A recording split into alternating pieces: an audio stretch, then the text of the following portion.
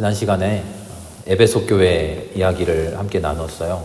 에베소 교회의 문제가 무엇이었는지 기억나십니까? 에베소 교회의 문제는 교회 안에 서로 간의 다툼과 갈등이었어요. 그리스 출신의 이방인 그리스도인들, 그리고 유대인 출신의 그리스도인들, 이 둘이 종교적인 전통의 문제로 서로 자랑하고 서로 비하하면서 갈등과 분열을 일으켰죠. 우리 믿듯이 믿어야 된다. 우리가 잘 믿는 것이다. 너희들 그렇게 믿어봐야 그건 잘못 믿는 거야. 그런 에베소 교회를 보면서 바울은 그리스도의 십자가의 의미를 다시 한번 설교합니다. 그리스도의 십자가를 믿는다고 하는 것은요, 단순히 내가 믿습니다, 그것만 외치면 구원받는 게 아니라 그리스도께서 십자가를 통해서 우리의 죄를 사하여 주셨듯이 그 죄가 깨끗해져야 된다는 거예요.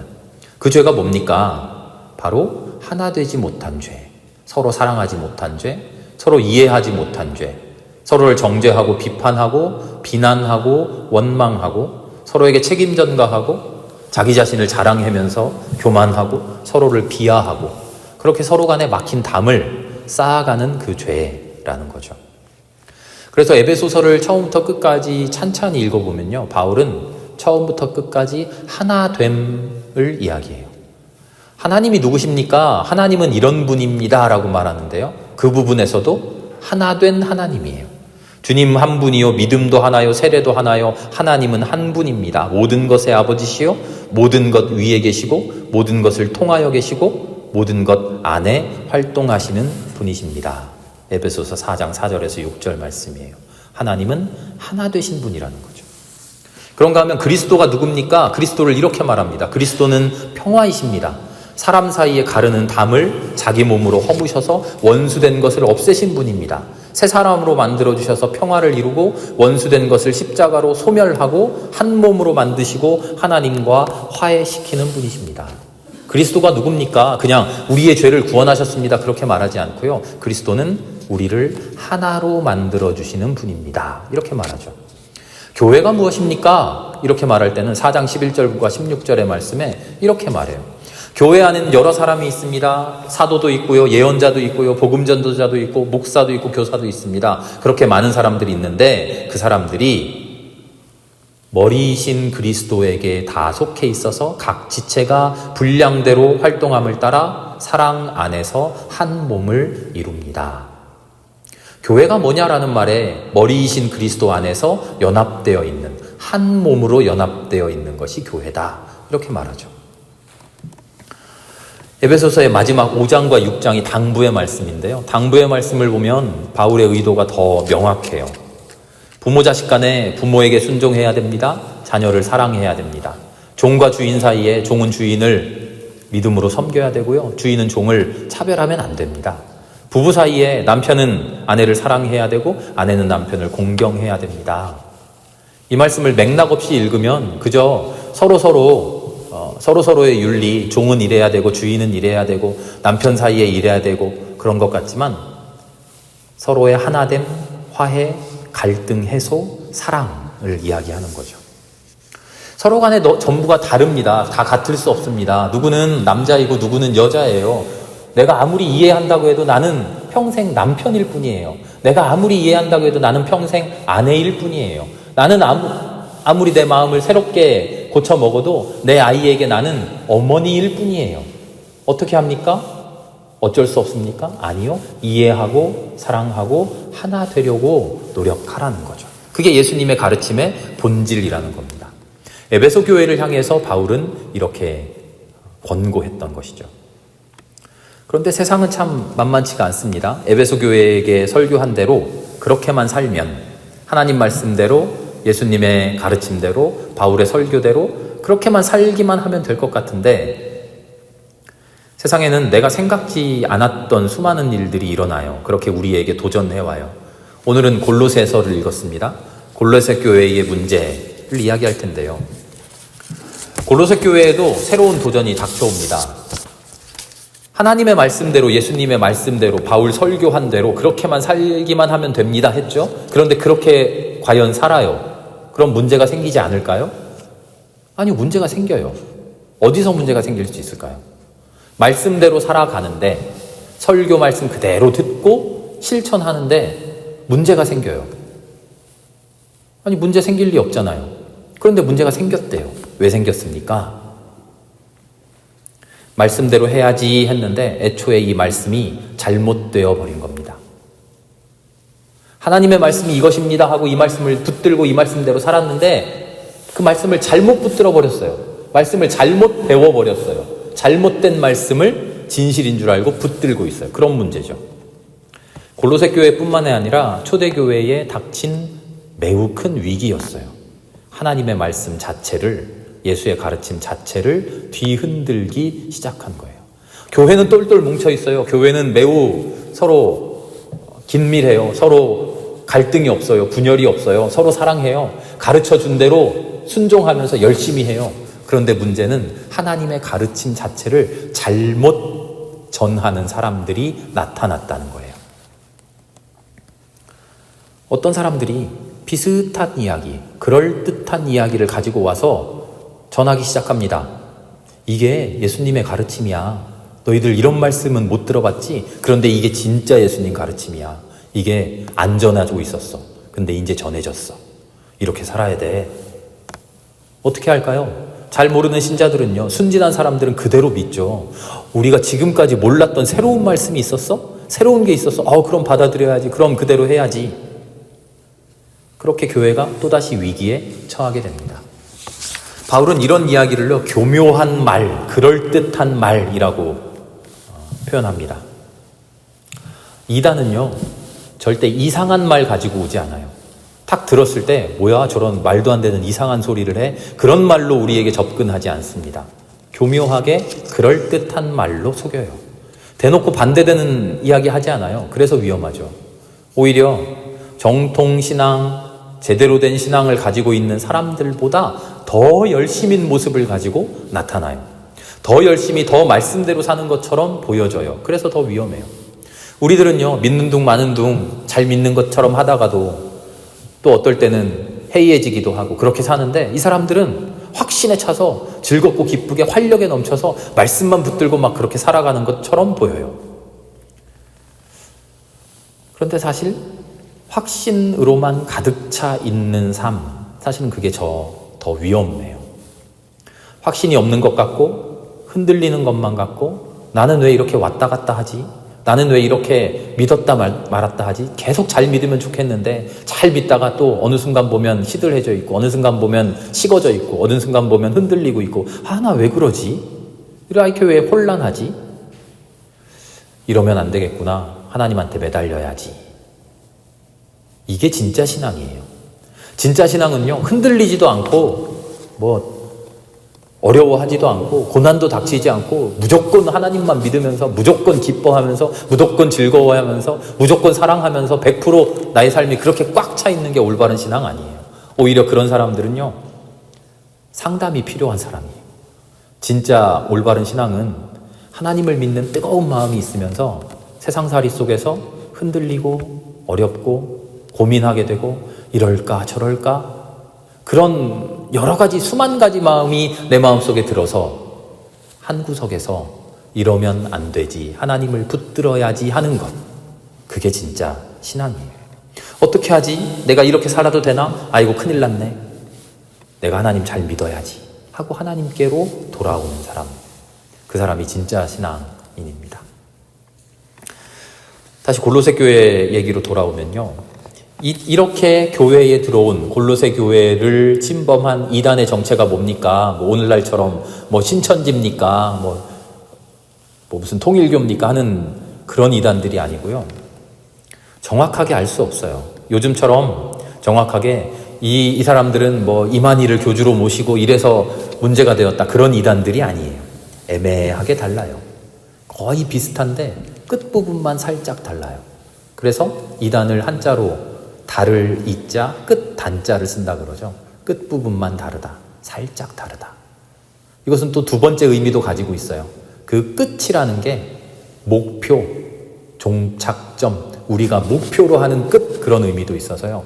이 이단을 따라가다 보면 비슷한 것 같지만 종착지가 다르다는 거예요. 하나님의 구원에게로 향하지 못하고 잘못된 끝으로 갑니다. 그래서 다른 끝, 이렇게도 이야기하죠.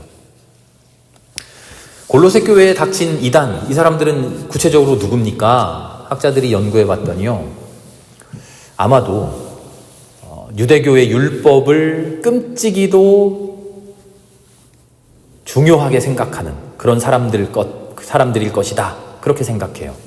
한편으로는 신비한 이적, 기적, 그런 거를 경험해야 한다고, 환상을 봐야 된다고, 그런 체험해야 구원받는다고 주장했던 사람들이라고 추정합니다. 그렇게 하나님의 은혜를 넘어선 자기 공로를 추구하는 가르침이라고 생각해요. 지혜와 지식에서, 그리고 신앙의 실천에서 열성을 넘어서 광적으로 충만함이라고 스스로 이야기하는, 충만하게 하나님을 그렇게 믿어야 된다라고 가르쳤던 사람들 아닐까?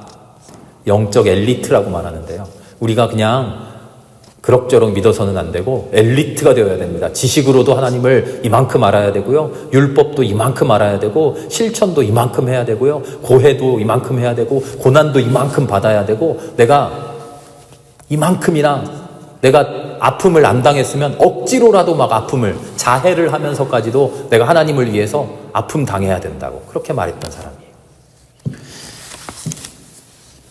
우리 2장 6절부터 10절까지 읽었죠. 16절을 보면요, 먹고 마시는 일로 뭐라고 하는 사람들, 이런 이야기가 나와요. 먹고 마시는 문제를 간섭하는 사람들이 많았다는 거예요. 먹고 마시는 거를 그냥 먹고 마시면 안 되고, 이건 이렇게 해야 되고 저건 저렇게 해야 되고, 그렇게 가르치는 사람들이 있었다는 거예요. 18절을 보면 겸손해야 된다라고 주장하는 사람들이 있었어요. 겸손이란 말은 참 좋은 말이지만 23절을 보면 비슷한 말이 또 나와요. 꾸며낸 경건과 겸손과 몸을 학대하는 일.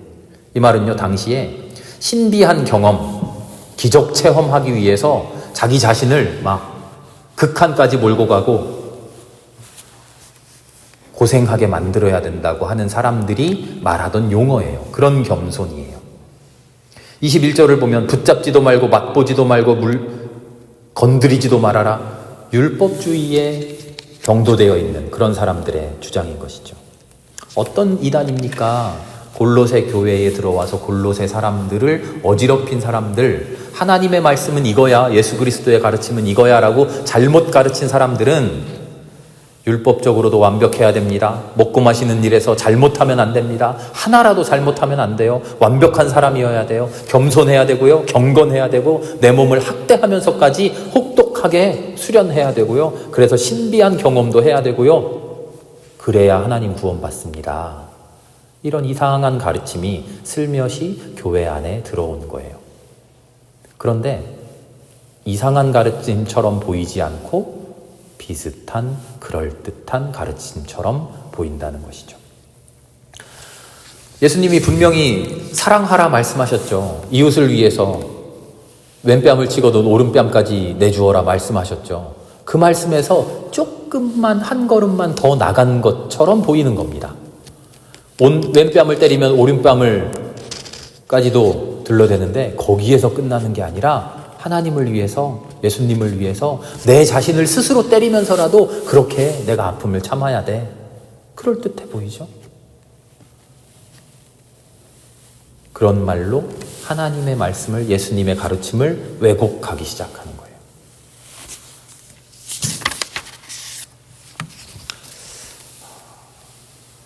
이런 잘못된 가르침이 하나님의 말씀이라고 하는 탈을 쓰고 들어옵니다. 그리스도의 복음이라고 하는 가면을 쓰고 교회에 들어와요.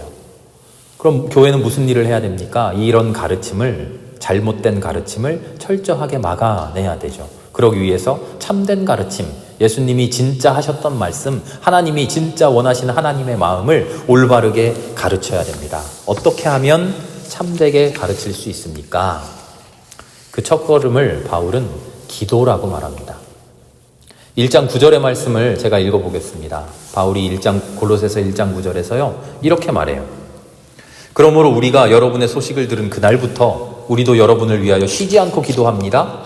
기도의 내용이 나옵니다. 우리는 하나님께서 여러분에게 모든 신령한 지혜와 총명으로 하나님의 뜻을 아는 지식을 채워주시기를 빕니다.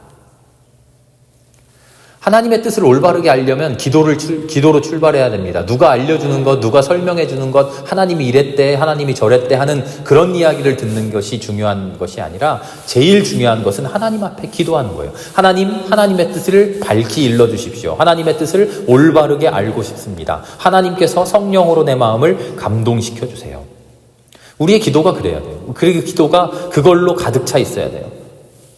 이것 주세요, 저것 주세요, 하나님 이걸 원합니다. 그런 기도도 기도의 내용 중에 하나지만 결국에는 궁극적으로는 우리의 기도가 한마디로 함축돼야 돼요. 한마디로 집약돼야 돼요. 그게 뭐냐면 하나님의 마음을, 하나님의 뜻을 올바르게 알고 싶습니다. 오늘 우리가 읽은 2장 6절에서 10절까지의 말씀인데요. 이 읽은 이야기의 핵심도 이겁니다. 여러분들에게 다른 말들이 많이 들릴 거예요. 사람들이 여러 가지 이야기를 가지고 와서 하나님의 말씀이 이거야, 예수님의 말씀이 이거야 라고 말할 거예요. 그런데 이상한 말이 아니라 제법 그럴듯한 말일 겁니다. 그런데 흔들리지 마세요. 유혹되지 마세요. 그런 말들은요, 세상 유치한 원리로 하는 말이고 인간의 철학, 헛된 속임수에 불과한 겁니다. 바울이 지금 이 얘기를 하는 거예요. 그럼 어떻게 합니까? 뭐가 진짜 하나님의 말씀이고 뭐가 헛된 유치한 속임수의 말인 것을 어떻게 알아냅니까? 우리가 철학에 도통한 사람도 아니고요. 우리 전부 신학자도 아니고요. 뭐가 잘못이고 뭐가 거짓인지 우린 잘 모르잖아요. 그래서 바울은 명확하게 일러줘요. 7절의 말씀입니다. 그리스도 안에, 그분 안에 뿌리를 받고 그분 위에 세워서 가르침 받은 대로 믿음을 굳게 하고 감사의 마음이 넘치게 하십시오. 그리고 10절의 말씀입니다. 그리스도 안에서 충만하게 이미 다 받았습니다. 그리스도 외에 다른 것으로 채우려고 하지 마십시오. 그리스도가 부족하다고 생각하지 마십시오. 하나님이 일러주신 말씀, 하나님이 우리에게 전해주신 말씀, 우리가 하나님께로부터 그리스도로부터 깨달은 말씀, 무언가 부족하다고 이걸로 다 아는 걸까? 더 많이 알아야겠다? 우리는 그렇게 생각합니다. 그리고 실로 우리는 새로 무언가를 더 많이 알아가야 하죠. 우리의 알은 완벽하지 않으니까요. 그런데요, 거짓 교사들이 틈타는 방법이 바로 그 부분입니다. 내용은 다르지만 수법은 똑같아요. 그거 가지고 안 돼. 당신 하나님에 대해서 다 아는 것 같아? 아니지.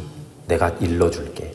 그렇게만 신앙하려면 될 것 같아? 아니야, 부족해. 이걸 해봐. 이렇게 했더니 은혜 받았대. 이렇게 했더니 더 좋더래. 이렇게 했더니 막 가슴이 뜨거워진대. 이런 말로 현혹해요. 그러나 그렇지 않다는 거예요. 바울은 분명히 이야기해요. 우리가 전문가가 아니어서, 우리가 무슨 학자가 아니어서 하나님에 대해서, 예수님에 대해서 완벽하게 알지 못합니다. 그러나 그것은 우리의 부족함이고 하나님은 이미 충만함으로 우리에게 이미 다 전해 주셨습니다. 그것으로 뿌리박고 흔들리지 말고 그 안에 똑바로 서 계십시오. 하나님의 복음은 명확해요. 간결해요. 이런저런 규칙들이 있어서 이런 예법을 따라야 되고 이렇게 안 하면 안 되고 이런 것도 있었는데 그걸 모르면 안 되고 거기까지 몰랐으니까 당신은 모자란 거고 전혀 그렇지가 않아요. 오히려 그런 구태의연한 인공적인 인간들이 만들어낸 곁가지들을 다 쳐내죠. 그리고 간결합니다.